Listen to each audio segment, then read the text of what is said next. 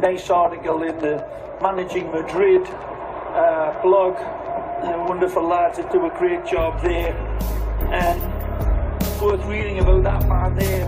Karim Benzema needs to rest, and the numbers reveal why. Times ended up almost looking like a 6-3-1. Some very good writing about that on the Managing Madrid website. First rate podcast as well. Of course, Fede Valverde was a huge part of the equation.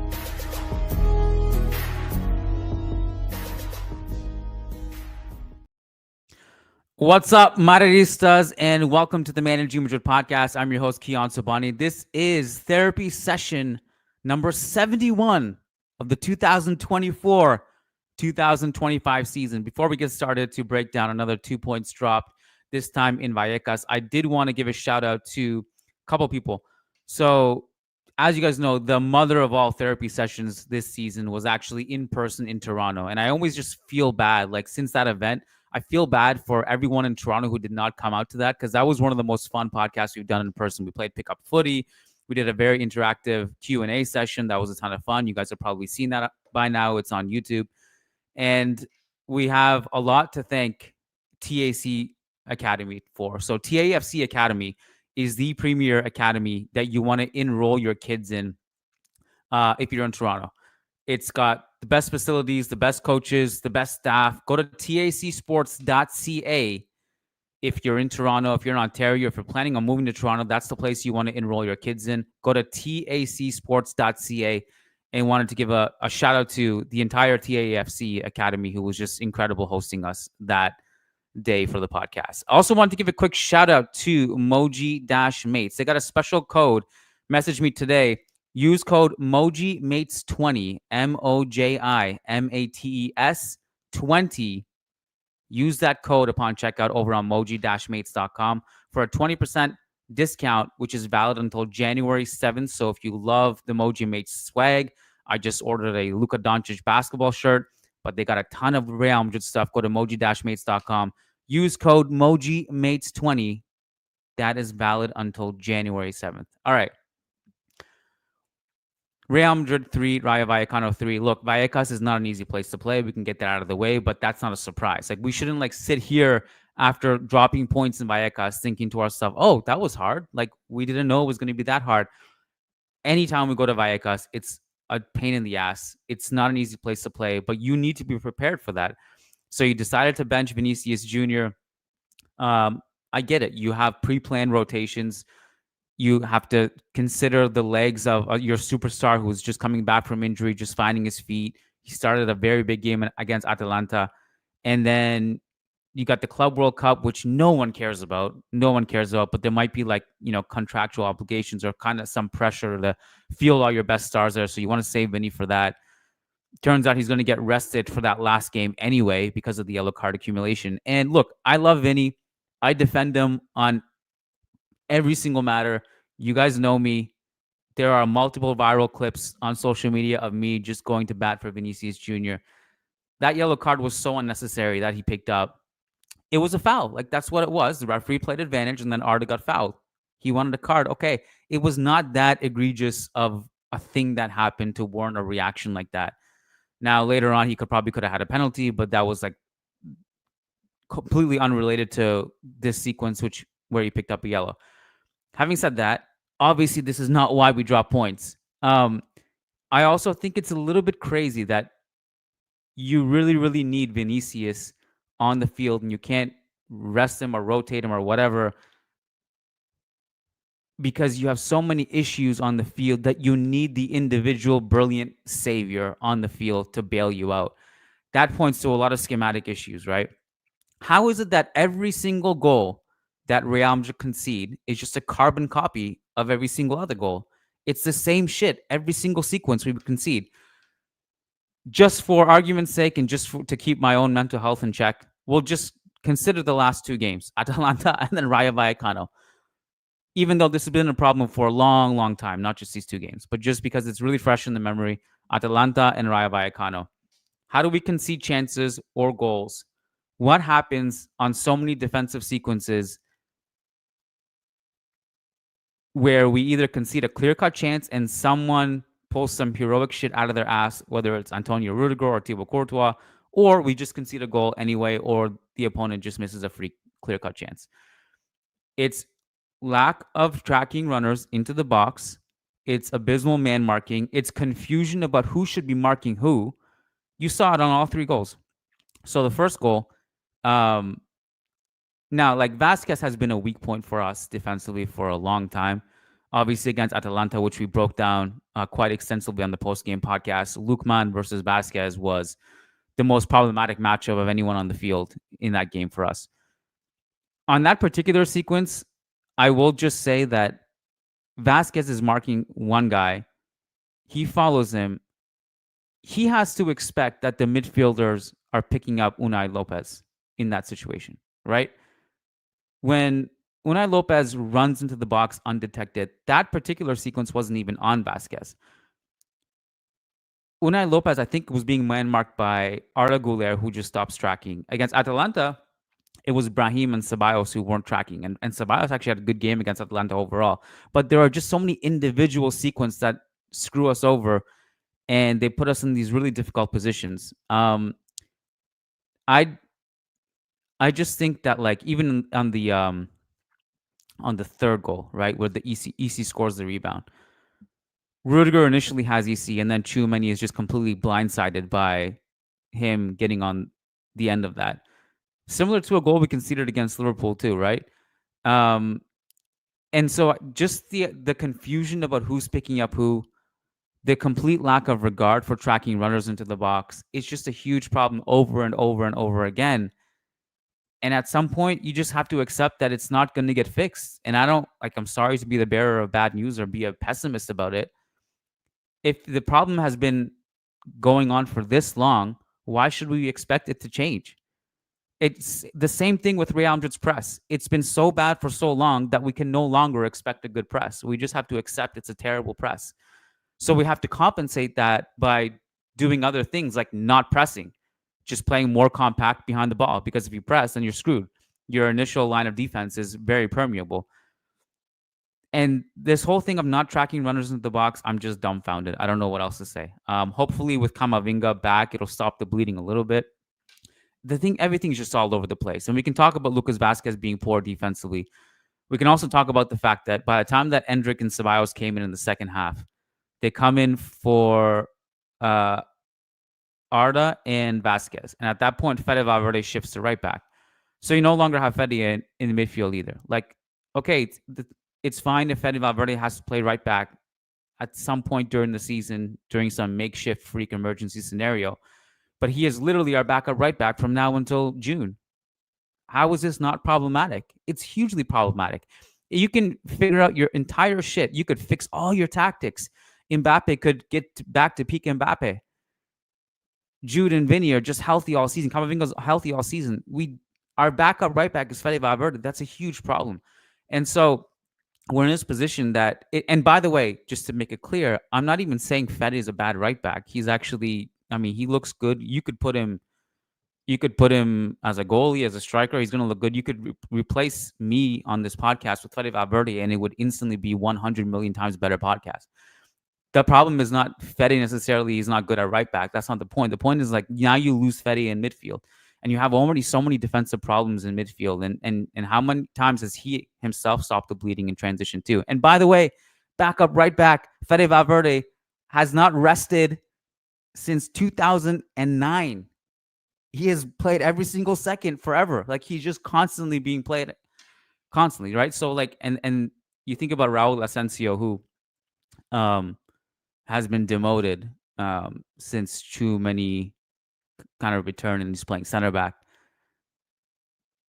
Are we also not worried about Antonio Rudiger playing every single second imaginable? Like, anyone else worried about this? Am I the only one? I'm just kind of shouting into the void. Does anyone agree with me? I don't know. I think it's pretty crazy. So, all right, this has been all over the place. This is going to be a shorter podcast too, as I have to go to an event in a second. I got to shower and I go to an event. So hopefully that will distract me from this Vallecas Gong Show. I understand the implications of playing at Vallecas and how difficult it is. We don't win there often when we go there. And not only that, when we go there, we often get outplayed. I remember, was it 2 years ago? I was in Vallecas as press. That was my first time attending that place as press, and it was an incredible experience. I always say that Rayo Vallecano and Estadio de Vallecas has an incredibly, infinitely actually, way better atmosphere than the Bernabeu. And part of the reason is because of the Bernabeu, you'll get a lot of rich people who don't make noise and or tourists. Vallecas is just every single human being in that stadium and is seated in that stadium and standing is an absolute diehard Rayo Vallecano radical fan. And it just contributes to the atmosphere, and it's part of the reason why it's a difficult place to play. But it's interesting that we can often go there, and even Barcelona can go there, and they just get outplayed. Not just beaten, they get outplayed. They ran circles around our midfield today. So to just go over it, just in case someone was lucky enough not to watch this game and they just saw the lineup or they just saw the score. We rocked Modric, Fede, kind of like a double pivot. Goulier on the right, Brahim on the left, Jude and Rodrigo up top. Obviously, the way I'm explaining it doesn't do it justice because we know how fluid it often is. Like, Rodrigo drifts to the left. Sometimes he goes to the right. Goulier will drop into midfield sometimes. Bellingham is playing everywhere. But that's roughly like you had a Fede Modric double pivot.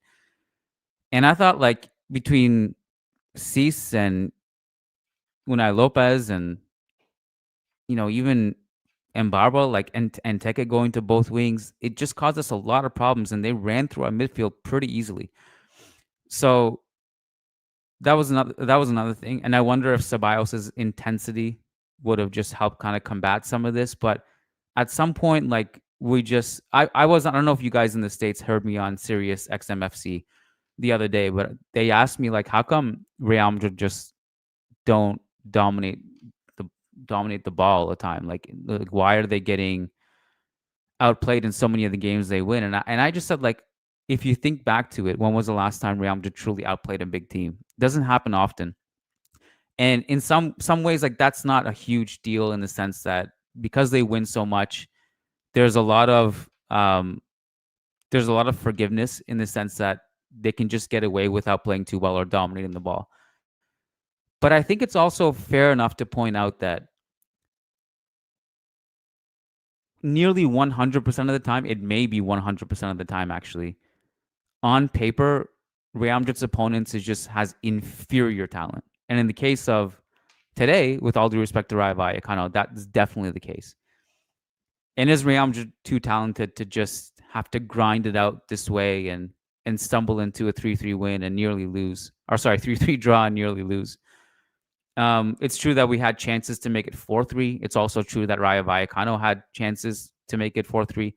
And the fact that it's kind of 3-3 is the final scoreline is also in itself hilarious because the XG was Rayo Vallecano 1.6, Real Madrid 1.15. Obviously, the Fede Valverde chance, our goal, is 0.01. It was a great strike from Fede. We had the big one that we really, really should have capitalized on was Arda Güler's chance in the 33rd minute. And I had that leads me, I think, to a bunch of other talking points. But let me just take a quick sip of coffee. I know we got super chats too. Just give me a second. The chance in the 33rd minute where Arda Güler, I don't even know. He just fluffs it. A couple things. The first thing is that chance is created by Rodrigo breaking lines and doing some really nice shoulder drops and kind of fakes and cuts. He finally gets to the byline, puts it square to Vasquez, who cuts it back to Arda Güler, who is, I don't know if he was in two minds to shoot and pass, but obviously it was clearly a shot and he just fluffed it. Jude is upset. By the way, if we saw Jude put his arm around Arda Güler on the bench last game, I'm pretty sure he'll be a little bit less forgiving today. There were a couple times. One was Güler lets it fly in transition when he had a couple players to his right and Bellingham to his left, and maybe even Rodrigo was to his left too. So he had options, but he decides to shoot. I don't take much issue with him deciding to shoot necessarily, but I take issue with how bad the shot was, and obviously Jude Bellingham was pissed about that situation too. Which leads me to 2 points. Rodrigo did good things in this game. One was he broke the lines on that sequence, should have had a pre-assist. Obviously had the assist to Jude Bellingham, and obviously scored a goal. He needs a higher usage. He's not getting on the ball enough. And my excuse for him usually is that, well, obviously he's not going to have the ball much because everything goes through Vinny and then Mbappe's there. But neither of them were on the field today, and you just didn't get enough out of him. I know it's kind of a weird criticism in a game where he should have had a hockey assist and he should have and then he had an actual assist and then he scored a goal. It's actually a bit of a compliment in this particular game because you needed more of him on the ball because he was actually creating danger. So his usage was way too low for a game where neither Vinicius or nor Mbappe were on the field. The second point was Arda Güler, who missed the chance, had a poor game, I thought. I think it's not that he doesn't try hard defensively. I think he does, but you can just tell he's outmatched physically on a lot of these duels. And that's something he's going to have to work on as he just matures and gets older. I mean, like sometimes we forget he's literally a teenager. So he's so unbelievably young and raw, and I think he has time to figure it out and get stronger. I'm not worried about him in that sense, but I do think it's fair to point out that he wasn't that good today. And he's not, it's kind of a bit of a challenging thing for him too, right? As he's getting through these growing pains, and he had such a high expectation after the Euros and the way he played last season. His efficiency numbers were incredible in the limited amount of time he played. So he's going through some growing pains and maybe a sophomore slump right now, but I just thought I'd point that out. But again, the main problem is like we're too reliant on Jude Bellingham in attack or Vinny in attack and just Thibaut Courtois at the back because we can't defend anything. And I guess that leads me to the third point, which is Jude Bellingham's header was brilliant. How many times does this guy bail us out? It's nice to see him scoring again. Whether it's a goal or no goal or assist or no assist, he's just been a constant performer. It's incredible and ridiculous how many things he's just so elite at. And so you got to tip your hat to him too. I want to read Carlos' press conference quotes because I haven't seen them yet. So I'm just kind of reading them live with you guys. I've seen them for the first time. I don't think he finished speaking too long ago. So Carlos says the penalties seemed very clear to me. The one on Vinicius, he was coming off an injury. We wanted to reserve him. He had a good game. We couldn't have done more. I see a good future. On Wednesday, we have to win the Intercontinental. That would be the icing on the cake.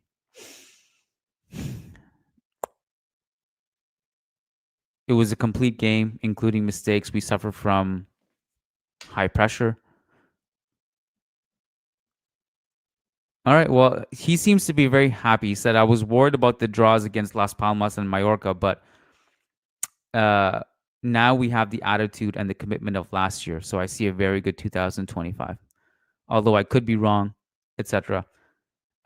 He says, I know I can count on Tchouaméni as a center back. He always delivers. I don't want to talk about Vinicius protesting. Rodrigo's back to his best. So, look, I've said this many times. Like, I really at this point just don't even care what Carlos says in press conferences. I just want to see change on the field. Maybe the attitude is better. I would say, like, if you compare it to the attitude against Barcelona and the 4-0 Clásico loss, it's definitely better. But there are just a lot of issues tactically, or the fact that, the board put us in these positions with the defensive line. And I don't know if those two things are going to get solved. If the attitude gets solved and players round into form, it helps. All right. Few super chats and I got to run. Timmy B says, by the way, if Diego was here, he would say, well, what's NGN? We got 1,000 NGNs. That's a lot of NGNs. Timmy says Carlo isn't here to win games. If he keeps starting Lucas, Vinny needs to grow up, gets fouled once and loses it. Barca will be 4 points clear. Shake my head.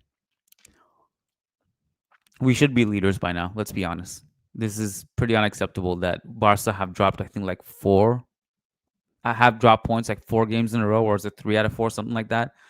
We should be leaders by now. Sheikh Hatiri says, all I want for Christmas is a pony and an explanation for why Ceballos didn't start. Arda's very talented, but I can see why Carlo doesn't trust him. Yeah, I mean, the Ceballos one is pretty puzzling to me.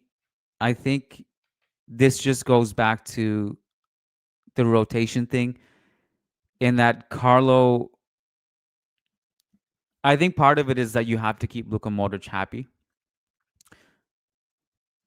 And benching Modric maybe 2 games in a row was maybe too much for him, and he's thinking about the grueling schedule, and he has like no like.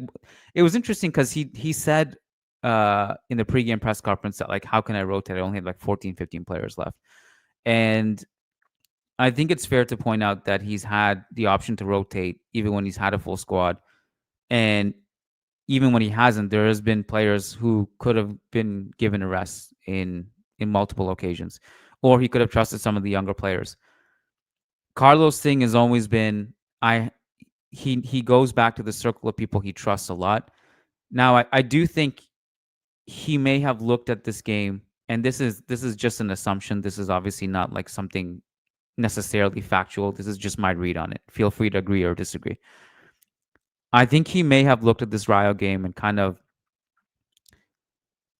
decreased the importance on it in favor of the Intercontinental Cup. And I guess we'll find out, like, when Vinny starts that game and if Ceballos starts that game. But I think he may have looked at Atalanta and then the Intercontinental Cup, which he wants to win, and looked at this Rayo game and thought maybe he could just get away with resting Vinicius, or maybe putting Ceballos on the bench, who's been in great form. So just, again, this is just my read on it. I can't prove it. Avunu says, so many structural issues in the team. I'm starting to worry about Carlo. There are so many issues that aren't improving at all. Again, I think that's a fair point. It's a fair criticism to say that things have not necessarily improved. At best, I think it's just back to some of the last season stuff where we can win without playing necessarily well. And that, I think, happened against Atalanta, where, look, I think Atalanta, there were stretches of good play in that game, but all those problems that we talked about were apparent against Atalanta too. And also, like, second half today, like, we finished the first half strong, but didn't really play well that half. And the second half, I don't think we really built on that. We didn't do anything in the second half that, like, to really build on the first half. We almost scored at the end. That was the Fran Garcia cross to Vinicius, who got a lot of shit for not heading that directly on goal. I'm kind of okay with him redirecting it for a couple of reasons. One is, like, aerial presence is not necessarily his game. His primary objective on that play was to just get his head on it. And he was able to try to redirect it to Rudiger, and Rudiger kind of just couldn't get on the end of it. But my overall point was, yeah, so the structural issues are correct that you bring up. And also, I don't think we really built on anything in the second half to say we improved from the first half play. And Corgiotti Bordoloy says, Endrick isn't that good as a sub. He's very average. Look, Endrick is a kid who is incredibly raw and barely playing. Like, it's hard to pin anything on him. He comes in, he's eager to prove himself. He's probably a little bit nervous, or he's trying to overdo it or do it a little bit too much. And his decision making still needs a lot of work. This is just an incredibly raw player we're seeing, who is not really coming in ideal situations to improve. And we're like year one of possibly 10 of Endrick. So let's just be patient with him. One more from Timmy. Thoughts on playing Asensio right back, Tchouaméni at center back? A serious team cannot have Lucas at right back. Carlo keeps sounding hypocritical with these press conferences. One more sip of coffee and I'll address this one. By the way, this is the coolest mug. This is just a Hey Jude mug. This is not for sale. It's just something I literally designed for myself and just made it for myself and printed it. So I just wanted to show it off. It's a bit of a flex. But we are actually selling Hey Jude t-shirts soon, but they're not released yet. Anyway, the thing you'd have to ask yourself, like, I don't think it's a bad idea, like this Asensio right back. Although I don't necessarily know where it came from either. I don't know if someone in the Spanish media reported, and that's why people are talking about playing Asensio right back, or it was just kind of like a fan fabricated thing. We don't really like know how he would necessarily do that right back, obviously, but um, it's just a question you would have to ask yourself, and it's kind of a funny question to ask because Lucas Vasquez is literally not Cafu, contrary to the memes. He is basically Cristiano Ronaldo from the penalty spot. But he did make a couple positive runs offensively. And by positive, I mean he got into the right spots and then he had no end product. Although he should have had an assist for Arda Güler. The question you'd have to ask is, are you ready to turn your offensive wingback production on the right to absolutely zero by putting Asensio at right back? You'd have to weigh it with, okay, we might improve defensively, we probably would, but we would have no overloads on the right side. Efficient or not, overloads on the from the wingback position create space. So you'd have to ask yourself that. Your other option, instead of playing Asensio at right back, is to give Jesus Fortea a shot. Probably not going to happen. Is he in the Club World Cup squad? I should just head over to managingmadrid.com and check to see if he made the squad for the Intercontinental Cup. But, you know, we've seen Club World Cup be a stage in the past under Carlo where you get the Sergio Arribas or Alvaro Rodriguez cameo off the bench when Real Madrid are blowing teams out of the water in that tournament. Maybe. But I would give Jesus Forte a look. I just don't see it happening because, like, the thing with Carlo is that it really takes an emergency situation to get a Castilla player, let alone a Juvenil A player who Carlo probably doesn't even know he exists in Juvenil A. So, yeah. Let me just do a quick glance at my notes, and then I'm gonna peace out of here, guys. A couple things from the Rayo Vallecano side of things. I had completely forgotten that James Rodriguez and Raúl de Tomás play for that team. And I had to do some digging about it and realize that they've both kind of been banished from the squad and for like non-sporting reasons, from what I understand, especially in the James Rodriguez situation. That's automatically 2-0 for Rayo Vallecano if they start those two players. Knowing the history of us conceding against former players, I'm surprised Rayo just didn't put all the drama aside just to put those two guys on the field today. Did we go over all the goals? Yeah. 1-0, Unai Lopez runs into the box undetected. Bad tracking. Fran Garcia can't stop the cross. Vasquez is marking two players. He doesn't know Unai Lopez is even there. Oh, the 2-0 we didn't talk about. Mumin, he peels off Lucas Vasquez on the corner. Just again, kind of solidifying the fact that Vasquez is going to struggle in those situations. The 2-1 is the Fede golazo. By the way, thought it was fitting also, this is the stadium where Fede Valverde shot the ball into someone's apartment. And I was at that game. That was, I think, 2 years ago. And then 2-2 was Rodrigo's cross to Jude, who he's marked by like 4 or 5 players in the box. So it's an impressive header. It's got to be said. 3-3, we spoke about an EC sneaking in behind the center backs. Unfortunately, Vinny kind of came in too late. There was a play in the second half after Vinny came in. I think it was like 80, I don't know, 80 something, 82nd. And he just cuts to the left and shoots. And it's actually a really, really impressive save by Batalla. And it was just a moment where I thought, like, man, Vinny is so good at creating clear-cut, high-quality chances out of nothing. And when he's not on the field, you really miss it. And it sucks that you didn't have Mbappe too, who was just finding his feet, obviously. And got to hand it to Rayo. I mean, they played really well. They outplayed us in midfield. They gave us a ton of problems defensively.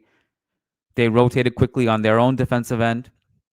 And We just didn't have enough high volume. Like I think we created enough chances to probably win this game, but there was a lot of problems. We've already discussed it.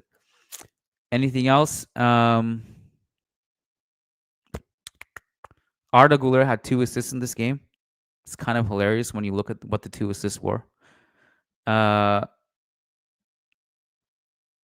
thought Bellingham had a quiet second half. I don't know if it was just me or if I just missed something, but again, the whole team just didn't really build on scoring 2 goals to end the first half, I thought.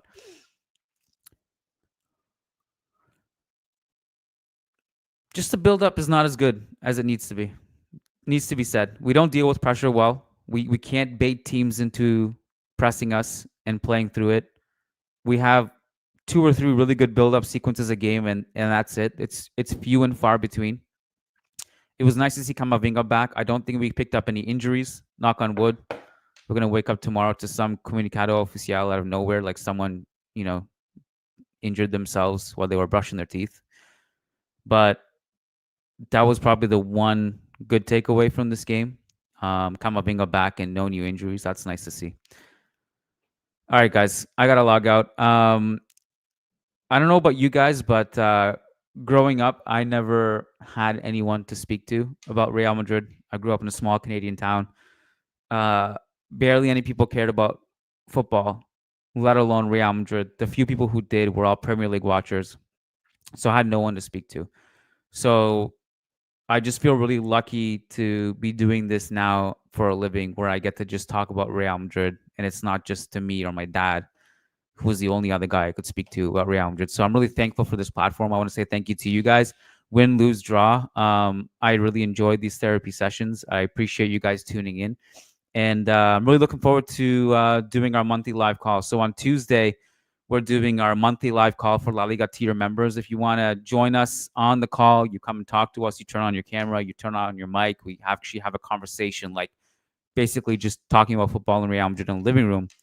It's all virtual. If you want access to it, go to patreon.com/managingmadrid or hit the memberships tab on the YouTube channel. That's for La Liga tier members. That happens once a month. And of course, we do like 5 million bonus episodes, including the Atalanta post-game show that happened this week. That's only for members. So make sure you guys tune into that. All right. Appreciate you guys. We'll catch you guys on Monday. Lucas and I will be doing El Dia Después. So catch you guys on Monday. Peace out and Hala Madrid.